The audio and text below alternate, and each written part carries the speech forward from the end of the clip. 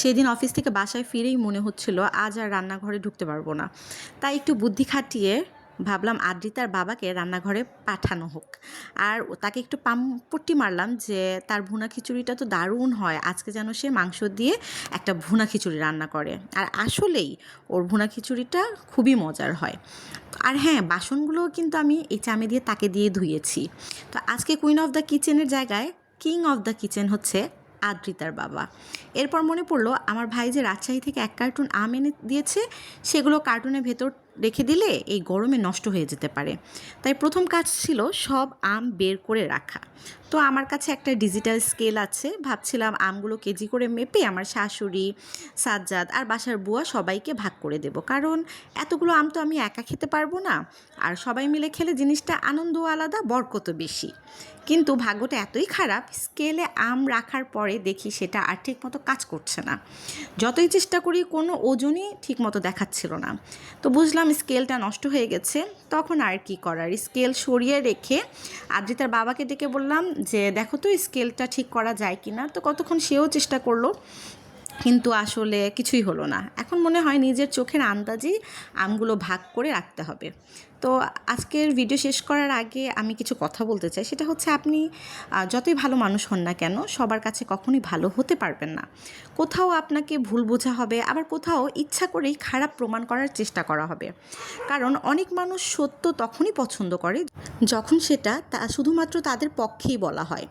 আর তাদের ইচ্ছার বিরুদ্ধে কিছু বললেই আপনার সব ভালো কাজ এক মুহূর্তে শেষ হয়ে যায়, কিংবা তারা ভুলে যায়। তাই মানুষের মন জোগানোর চেয়ে নিজের চরিত্র আর কাজ ঠিক রাখাটাই বেশি গুরুত্বপূর্ণ। আর একটা জিনিস মনে রাখবেন, সময় মতো জেগে ওঠা সবসময় কিন্তু লাভের, সেটা ভোরের ঘুম থেকেই হোক কিংবা কারো দেওয়া মিথ্যা গুরুত্বের মোহ থেকে হোক। আমগুলো ডিস্ট্রিবিউট করতে গিয়ে দেখলাম অনেকগুলো আম পেকে গিয়েছে, আবার কিছু আম একদম নরম হয়ে নেতিয়ে গিয়েছে, আবার কিছু আম কাঁচা আছে। তাই ভাবলাম আগেই ডিস্ট্রিবিউট না করে আমগুলোকে 3 ভাগে ভাগ করি। এক সাইডে কাঁচা আমগুলো রাখবো, এক সাইডে অল্প যেগুলো পেকেছে সেটা রাখবো, আর এক সাইডে যেগুলো একদম নরম হয়ে গিয়েছে সেটা রাখবো। তো আপনারা দেখতেই পাচ্ছেন ভিডিওতে, একটা ছোট্ট হাঁড়িতে 4-5টা আম একদম নরম হয়ে গিয়েছিলো, সেটা আমি আলাদা করে রেখে দিয়েছি।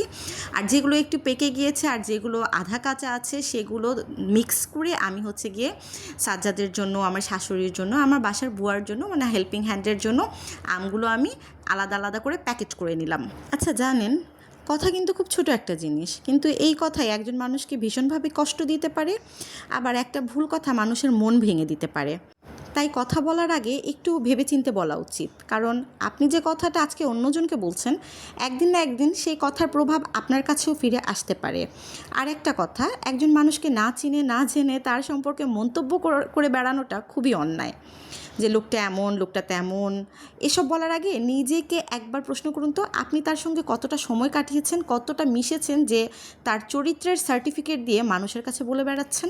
আমি আমার নিজের বাস্তব অভিজ্ঞতা থেকে একটা কথা বলি। আমার অনেক আত্মীয় স্বজনই আছে, আমি নাম বলবো না, যাদের সঙ্গে বছরে আমার একবার ঠিকমতো দেখাও হয় না, কথাও হয় না, অথচ তারা আমার ক্যারেক্টার নিয়ে এদিক ওদিক অনেক মন্তব্য করে বেড়ায়। মজার ব্যাপার হলো, আমার সামনে এলে তারা আবার আমার খুব প্রশংসা করে।